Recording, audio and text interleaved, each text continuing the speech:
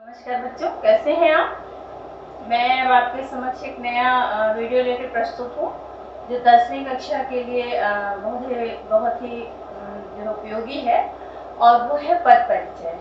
बच्चों, 10वीं कक्षा के पाठ्यक्रम में पद परिचय है, तो इसके विषय में जानते हैं।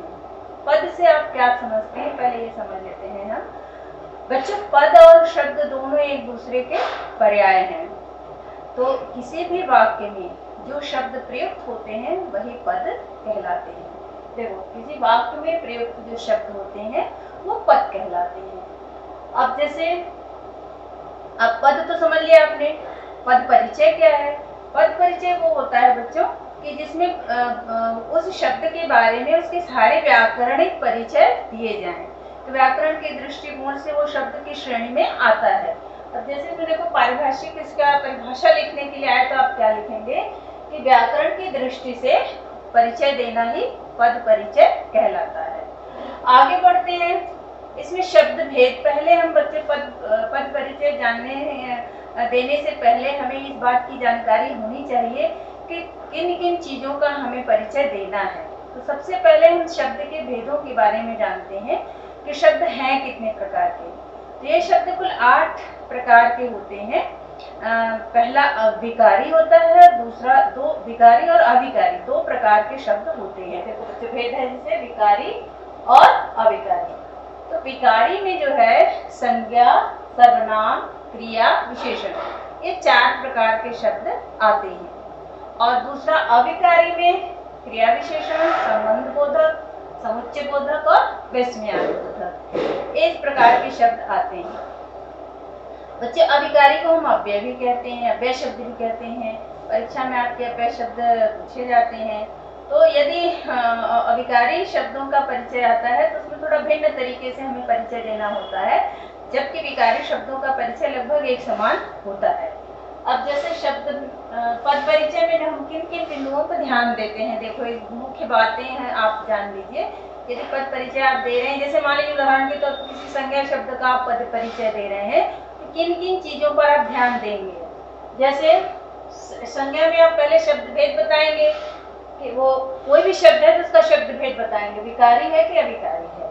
अगर विकारी है तो संज्ञा, सर्वनाम, क्रिया, विशेषण के अंतर्गत आता है तो उसके बारे में बताएंगे। अविकारी है तो उसको बताएंगे। फिर हम वचन बताएंगे, वचन में एक वचन है या बहुवचन है ये बताएंगे। लिंग बताएंगे, स्त्रीलिंग है या पुल्लिंग है ये बताएंगे। फिर आगे देखिए, कारक है तो कारक में जैसे कारक के कुल 8 भेद होते हैं: कर्ता, कर्म, करण, संप्रदान, अपादान, संबंध, अधिकरण और विस्मयादि बोधक, ये कुल संबोधन, ये कुल 8 उसके भेद हैं। तो इन 8 भेदों के बारे में भी हमें जानना जरूरी है, क्योंकि कारक चिन्हों का भी उसमें बहुत बड़ा योगदान होता है। क्रिया के साथ क्या संबंध है ये बताएंगे, उस शब्द का क्रिया के साथ क्या संबंध है।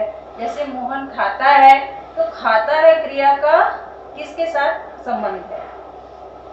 फिर रमेश, जैसे अब एक उदाहरण मैंने बच्चे दिया है, देखो इसको, कि रमेश वहां 10वीं कक्षा में बैठा है। अब मान लो रमेश का आ गया लिखने के लिए, तो रमेश के बारे में आप क्या क्या लिखेंगे? रमेश शब्द के बारे में, रमेश के बारे में, रमेश शब्द के बारे में आप क्या क्या लिखेंगे? तो रमेश जैसे संज्ञा है, व्यक्तिवाचक संज्ञा है, पुल्लिंग है, एक वचन है, कर्ता है और गए क्रिया का कारक है। ठीक है, गए क्रिया का कर्ता है, करने वाला है। तो अब जैसे संज्ञा का यदि हम बता रहे हैं तो क्या क्या बताएंगे उसके भेद।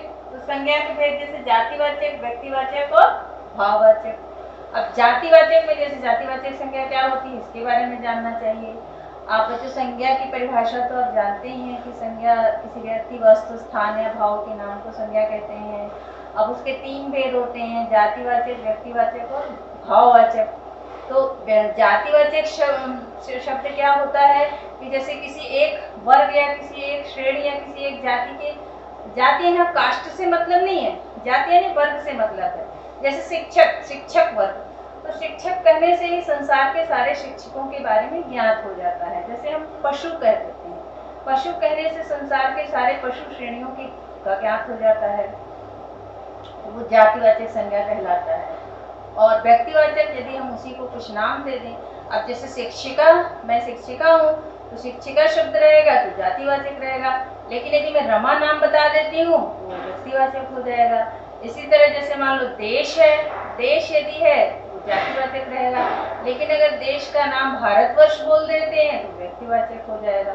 तो इस तरह बच्चों व्यक्तिवाचक और जातिवाचक का अंतर आप जान लीजिए और फिर लिखने में आपको सुविधा रहेगी। फिर तीसरा इसका भेद है भाववाचक संज्ञा। तो भाववाचक संज्ञा में क्या होता है कि जो अनुभूति किया जा सके, समझ में आया, जिसको छुआ ना जा सके, जिसको सिर्फ महसूस किया जा सके, वो भाववाचक संज्ञा होती है। जैसे सुंदरता, कुरूपता, मिठास, खटास, ये सारे शब्द हैं जो भाववाचक के द्योतक हैं। तो संज्ञा के तीनों भेद आप लिख सकते हैं, जो भी आ जाए। व्यक्तिवाचक आता है तो व्यक्तिवाचक लिखिए, जातिवाचक आता है तो जातिवाचक लिखिए, और भाववाचक आता है भाववाचक लिखिए। आगे बच्चे सर्वनाम के बारे में जानते हैं। देखो सर्वनाम के कितने भेद हैं? सर्वनाम के कुल 6 भेद हैं। उन 6 भेदों का नाम भी जान लीजिए और उनके बारे में संक्षेप में मैं बता दे रही हूँ आपको, बाकी आप अलग अलग वीडियो में इसके बारे में देख सकते हैं। अब जैसे पुरुषवाचक सर्वनाम, निश्चयवाचक सर्वनाम, अनिश्चयवाचक सर्वनाम, संबंधवाचक सर्वनाम, प्रश्नवाचक सर्वनाम और निजवाचक सर्वनाम, ये कुल 6 भेद हैं। पुरुषवाचक यानी कि क्या होता है? प्रथम पुरुष, उत्तम पुरुष और मध्यम पुरुष, ये 3 प्रकार के व्यक्तियों के बारे में बात की जाती है। जैसे मैं, तुम, वह, तो प्रथम पुरुष मैं हो गई, तुम मध्यम पुरुष हो गया और वह अन्य पुरुष हो गया। इसी तरह निश्चयवाचक है, तो जहाँ निश्चितता दिखे, जहाँ सर्वनाम शब्द में निश्चितता दिखे, वो निश्चयवाचक होता है। अनिश्चयवाचक जैसे जिसमें अनिश्चितता दिखे सर्वनाम शब्दों में, वो अनिश्चयवाचक हो गया। जैसे कौन, कहाँ, कब, कितने, ये सारा हो गया, ठीक है। और फिर संबंधवाचक सर्वनाम में जैसे ना, नेनी, अपना, अपनी, अपने, ये संबंधवाचक सर्वनाम में होता है। हमारा, हमारी, हमारे। इस तरह प्रश्नवाचक है, कौन, कब, कहाँ, कैसे, क्यों, ये सारे प्रश्नवाचक हैं। और निजवाचक बच्चों होता है। निजवाचक मतलब जहाँ स्वयं के बारे में बात की जाए, स्वयं के लिए जो कार्य किए जाए, वो निजवाचक सर्वनाम होते हैं। जैसे मैं अपना काम अपने आप कर लूंगा, तो अपने आप, स्वयं, तो ये सारे शब्द जो है स्वयं, अपने आप, स्वतः, ये सब निजवाचक सर्वनाम में आते हैं। तो इस तरह बच्चों आगे और सारे जो 8 भेदों के बारे में 2 के बारे में जान लिया और 6 के बारे में और जान